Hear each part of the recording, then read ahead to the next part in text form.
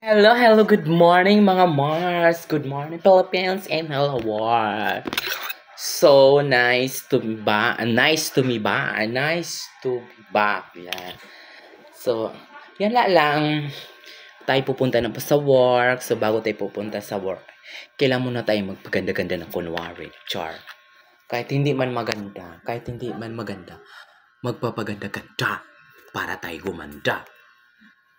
Kailangan nga naman natin sa sarili mo. Sabihin mo sa'yo, maganda ako. Yan.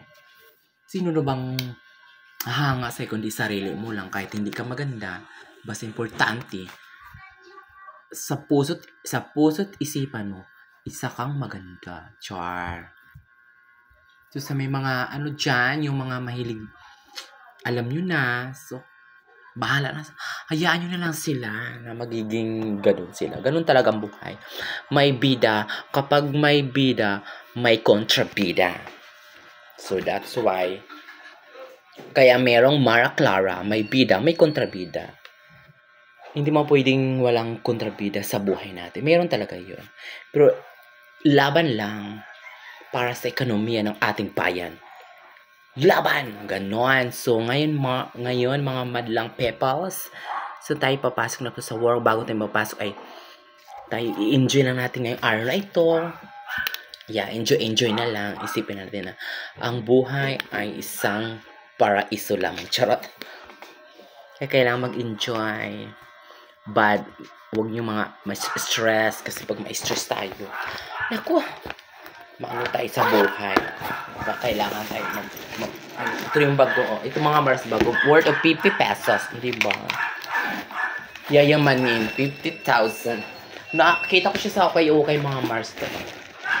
Sayang naman, hindi kasi ako mahilig sa mga mahal-mahal. Ito, 50 pesos, iyan, maganda na siya, di ba?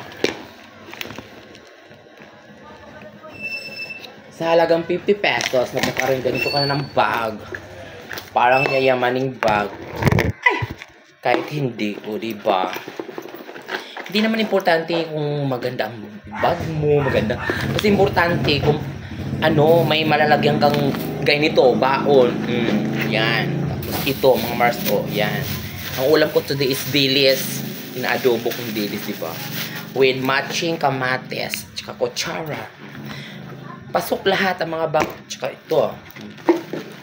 Baso. Tapos, yan. Yan lang po mga Mars. So, ngayon ay papasok na po tayo sa work. 8 na late na ako. Pero okay lang, laban lang. Kahit late. Ito na lang aki pa. Bang konti na lang. So, thank you mga Mars for watching.